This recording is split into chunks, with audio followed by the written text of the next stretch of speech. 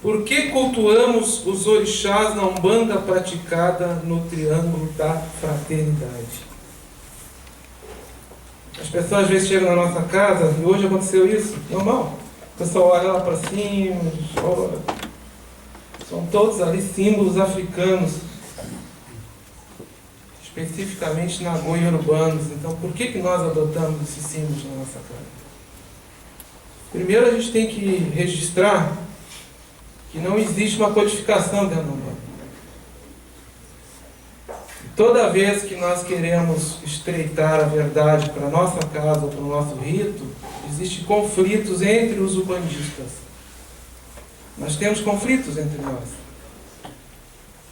A Umbanda existe há mais de 100 anos, com esse nome, Umbanda, e até o presente momento não conseguiram codificar a Umbanda e não vão codificar.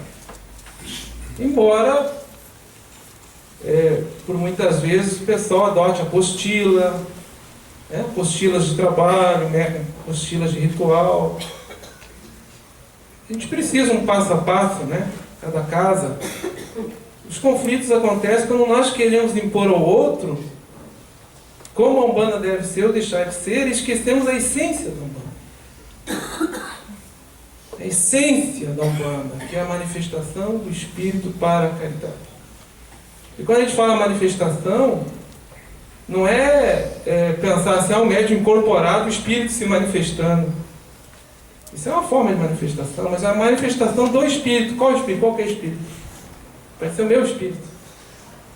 Meu Espírito se manifestando para a caridade. Então, isso dá uma amplitude de interpretação muito grande. Então, a gente percebe com os anos, com o tempo, com o trabalho prático, junto com o estudo, e aprendendo com as entidades, os espíritos que habitam na Umbanda, que o importante é a fraternidade e o diálogo, e que as diferenças entre nós não sirvam para divisão, para discórdia, para sectarismo, para conflitos, e a gente esquecendo a essência.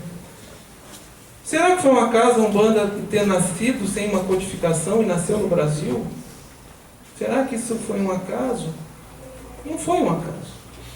Temos tantas religiões no planeta com livros sagrados, com códigos, profetas, iluminados. E quem somos nós, umbandistas? Quem somos nós, dirigentes, sacerdotes? Somos budas, somos iluminados? Não, somos espíritos comprometidos, encarnados, que temos na mediunidade a possibilidade de correção com a gente mesmo e para com o outro. Porque senão não teríamos o porquê de renascermos médium. Quer dizer, renascer médium só pelo um dom divino para se destacar para os demais, não é esse o sentido da mediunidade. Então eu queria dividir com vocês um pouquinho essas interpretações dentro da nossa acomodação ritual. Por que o grupo de Umbanda se acomoda dessa maneira, com essa coroa de orixás, Oxalá, o Baloaê ou o Mulu, dependendo se é o velho ou o novo, Nanã, Obá e Assã. Aqui nós temos Oxóssi, Oxum, Xangô, Iemanjá e Ariogum. Poderíamos ter outros, mas acho que está suficiente como elementos de rito. Elementos de rito. Eu vou ler aqui um pequeno texto que está nesse livro. Ele diz o seguinte: desde tempos remotos, espíritos muito antigos, enviados pelo Criador, descem à Terra em épocas adequadas para auxiliar a humanidade, inspirando e esquematizando movimentos espiritualistas adequados aos estados evolutivos de consciência coletiva de cada região geográfica.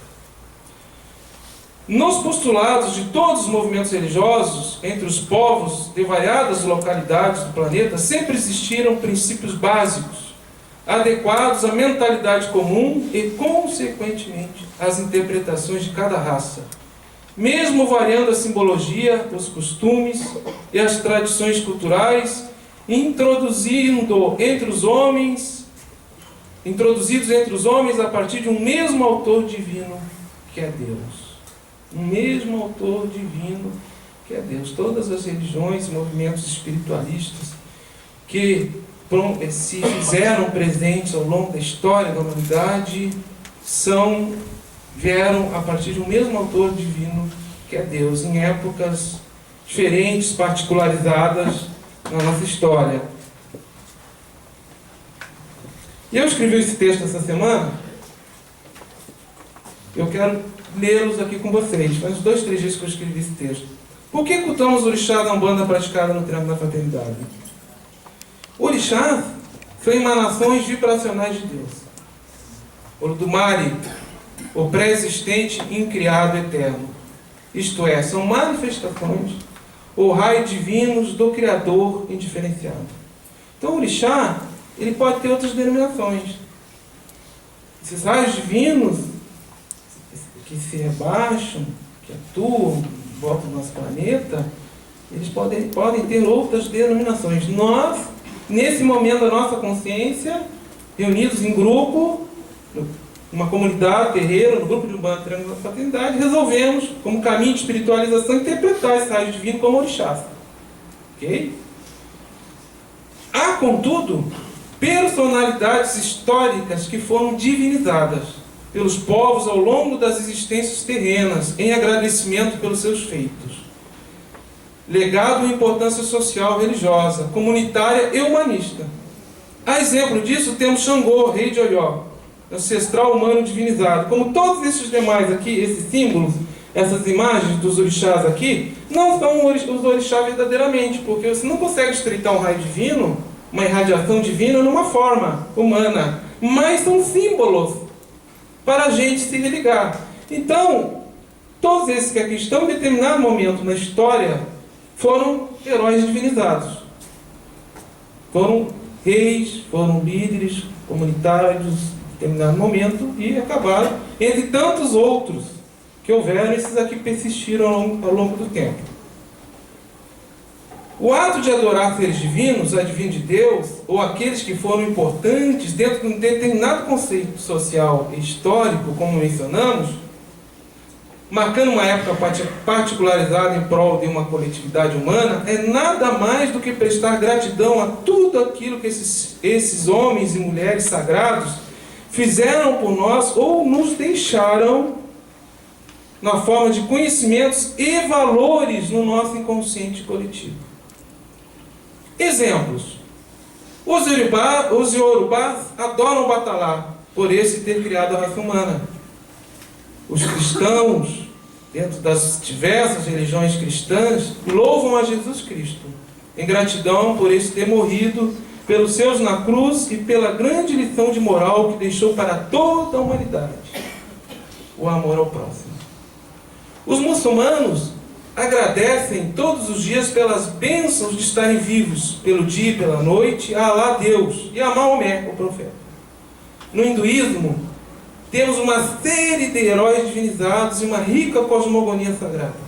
Os espíritas adoram Bezerra de Menezes, o médico dos pobres. Emmanuel, o grande mentor de Chico.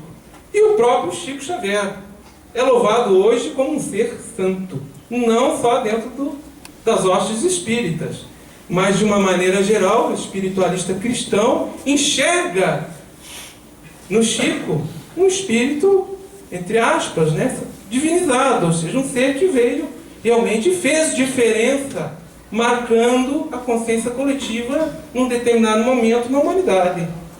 Não é verdade? Chico teve essa capacidade.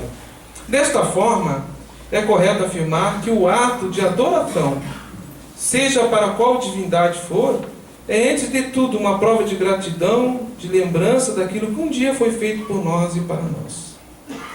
Na Umbanda que praticamos no grupo de Umbanda Triângulo da Fraternidade, oramos,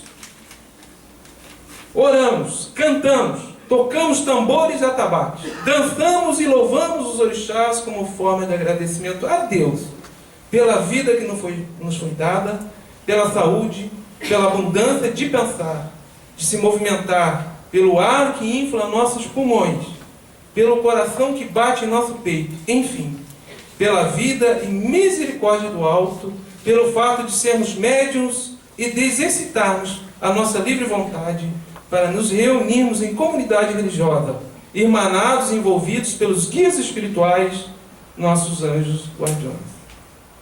O segredo da louvação com gratidão é não barganharmos com deuses, divindades ou espíritos.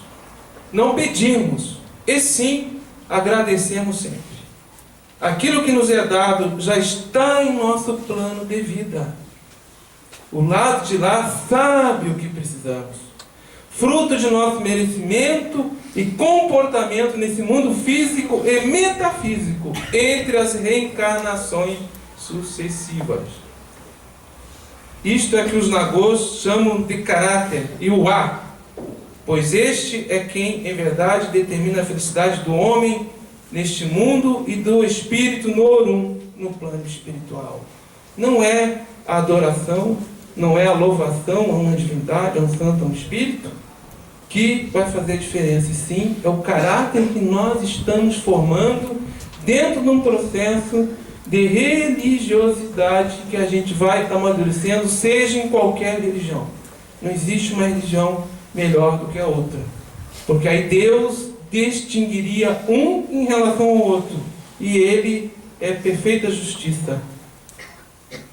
Todas as religiões, todas as formas de manifestação do sagrado, do divino, que houveram ao longo do nosso planeta, vieram de um único Deus. Era essa a reflexão que eu queria dividir com vocês.